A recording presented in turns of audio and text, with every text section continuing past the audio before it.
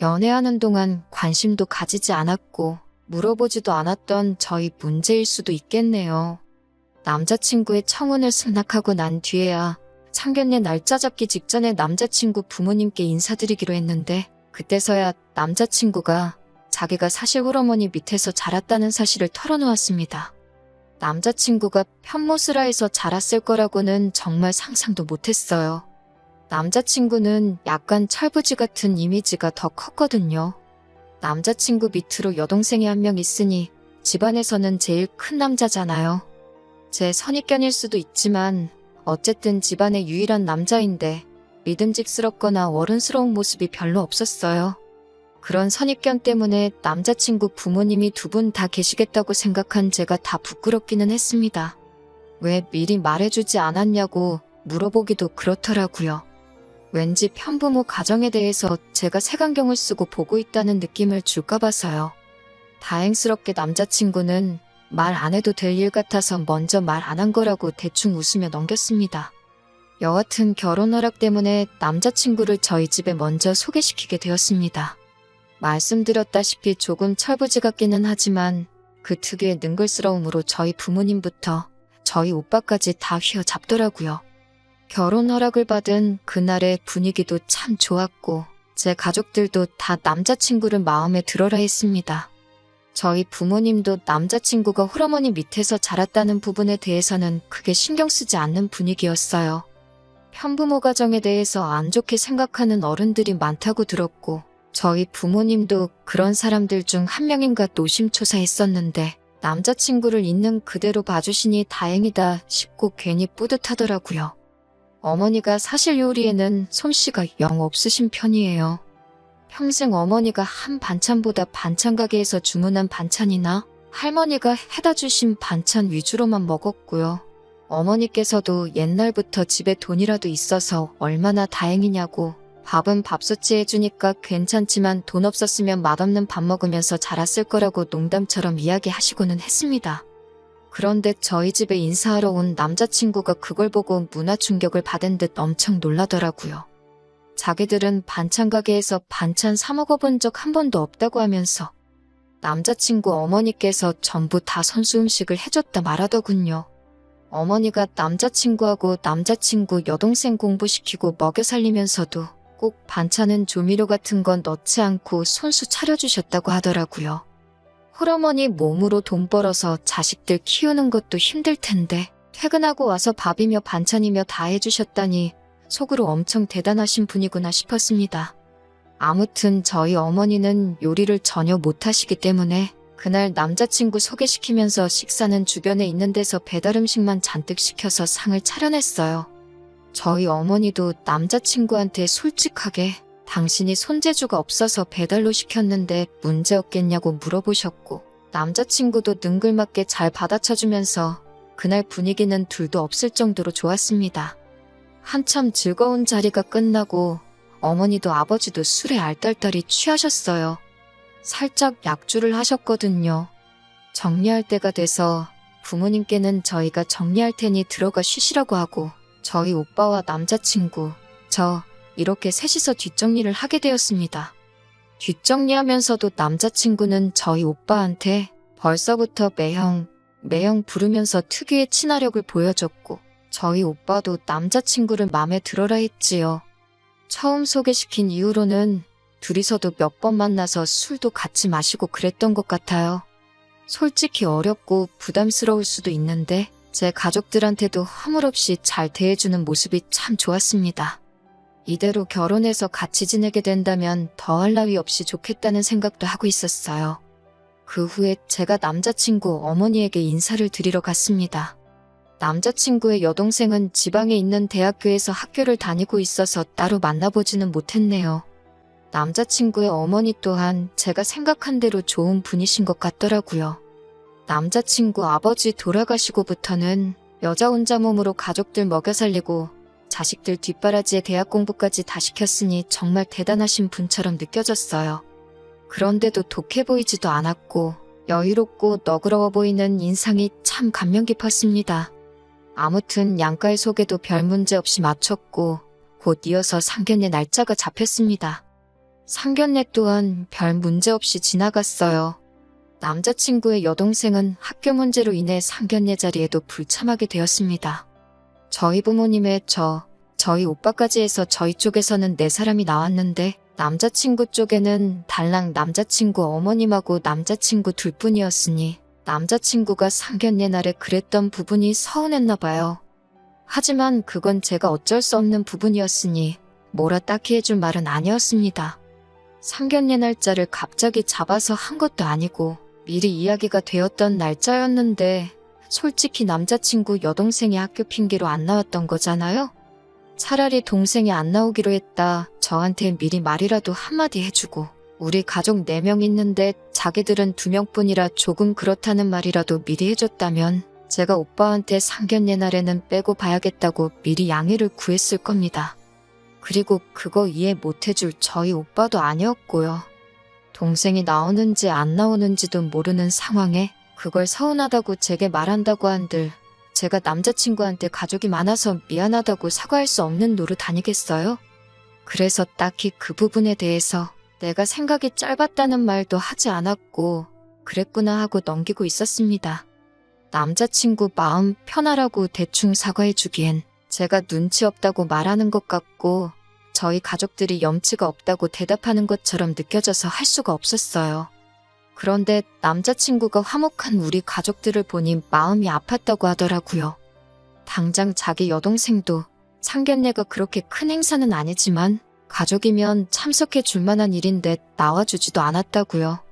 제가 저희 부모님 보리차 같은 거 하나씩 챙길 때 우리 엄마는 챙겨주는 사람 하나 없어서 쓸쓸해 보였다고 하더라고요. 그 마음이 이해가 가다가도 안 가더라고요. 당장 지가 손이 없는 것도 아니고 발이 없는 것도 아닌데 자기 부모님 물 한 컵 챙겨주는 게 그렇게 어려운 일인가 싶었습니다.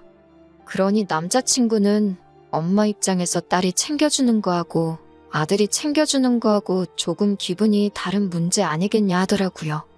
그 말은 안 나온 여동생한테나 하지 왜 저한테 서운하다고 저러고 있는가 싶었어요. 그런데 남자친구는 난데없이 제가 저희 부모님 챙길 때 우리 엄마도 챙겨줬으면 얼마나 좋았겠냐고 하면서 저를 원망하더라고요. 그러니까 왜 자꾸 자기가 했으면 되는 걸 가지고 자리에 못 나온 여동생 탓을 하고 그걸 하다못해서 이제는 남의 집 자식인 나한테까지 뭐라고 하냐 했습니다. 지금이야 남의 집 자식이지만 이제 며느리 될 사람인데 진작부터 잘하면 조금 좋냐는 거예요. 100번 양보해서 빗물잔에 저희 부모님 물만 따라드린 게 제 잘못이라고 쳐도 남자친구도 상견례 자리에서 잘한 거 하나 없거든요. 뜨거운 뚝배기가 나오고 직원분께서 테이블을 건너갈 수 없으니 맞은편 남자친구 앞쪽 자리에 놔달라고 부탁을 했어요. 어려운 일 아니니까 저희 어머니가 그 뜨거운 뚝배기 받아서 옮겨주는데 남자친구는 그 상황에 일어나서 받을 생각은커녕 자기 앞에 놓인 밑반찬 접시 같은 것 정리해서 자리 만들 생각도 안 하고 언제 내려놓으시나 멀뚱히 보고만 있었거든요. 남자친구 어머님이 그 모습을 보고 허둥지둥 저희 어머니한테서 뚝배기 받으셔가지고 남자친구한테 앞에 자리 좀 만들라고 해서 남자친구 앞에다가 놔주셨어요. 정작 자기도 장모님 되시는 분이 자리에서 무릎 대고 일어나서까지 자기 먹을 음식을 건네주는데 일어나서 받을 생각조차 없던 놈이 똥 묻은 개가 겨 묻은 개 나무란다고 저한테 며느리로서 싹싹하게 좀 해주면 좋겠다고 부탁을 하는 게 참 어이가 없더라고요. 남자친구를 좋아하는 건 좋아하는 거고 짚고 넘어갈 건 짚고 넘어가야겠다는 생각이 들어서 한마디 했습니다.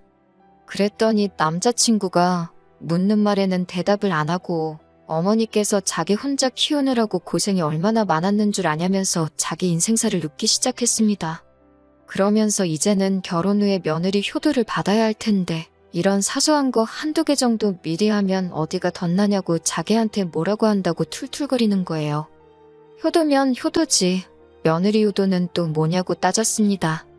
그랬더니 어머니가 남편도 없이 혼자서 자식들 키우는데 얼마나 힘드셨을지 감히 예상이나 가냐고 하는 겁니다. 그런데 동생은 지방에 내려가서 공부하고 있고 자기까지 결혼해서 나가면 어머님이 혼자 남게 되지 않겠냐고 하더라고요.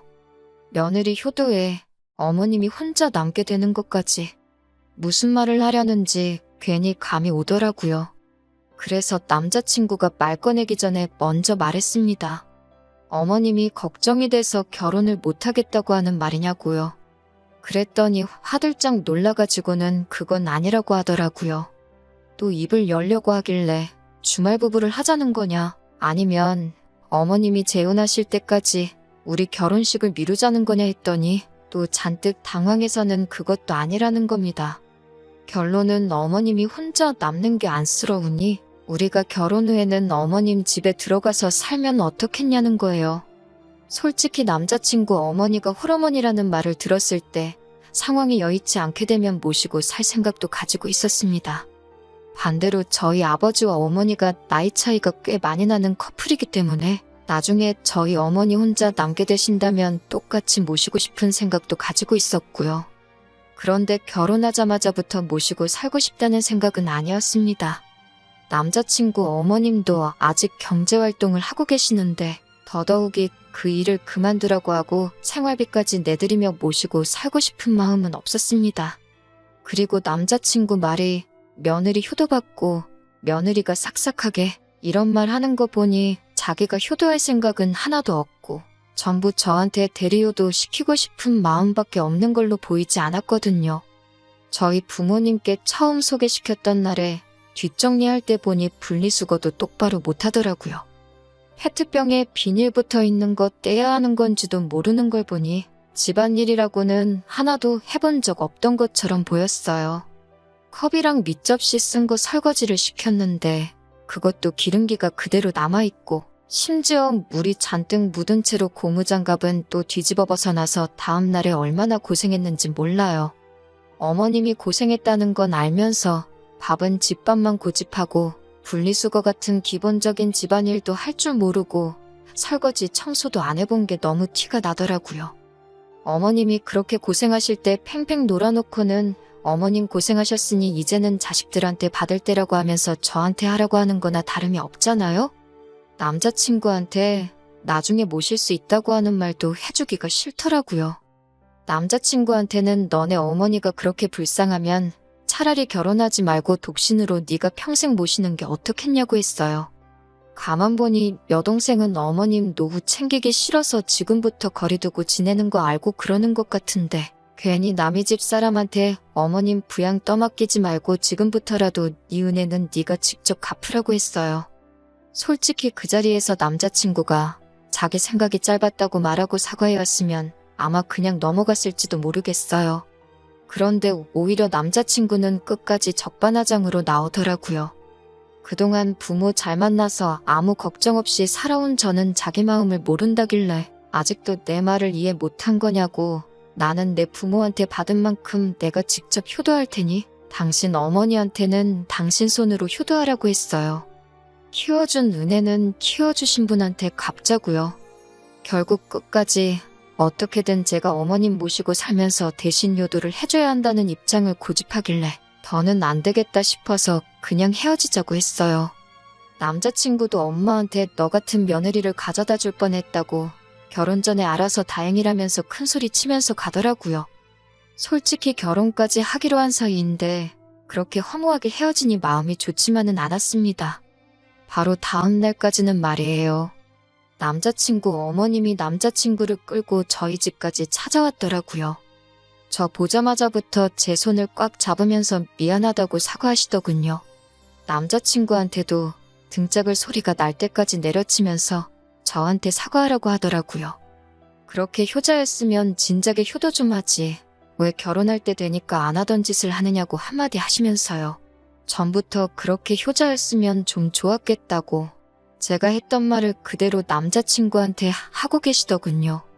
어머님은 저한테 자기가 노후에 효도받을 생각도 없고 애들 대학 공부시키느라 힘들었지만 그동안 착실히 준비했기에 당신 노후 준비도 다 되어 있다고 남자친구가 말한 것처럼 모시고 살 필요도 없고 앞으로도 노후 같은 것 또한 제가 걱정할 거 하나도 없다고 하십니다.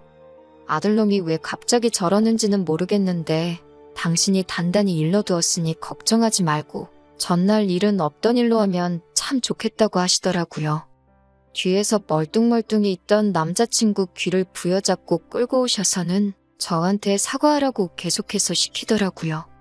남자친구 얼굴에는 사과하기 싫은 표정이 가득했는데 어머님이 계속해서 다그치시니 그제서야 어쩔 수 없이 미안하다며 고개 까딱 한 번 하고 그걸 사과라고 하고 있더라고요.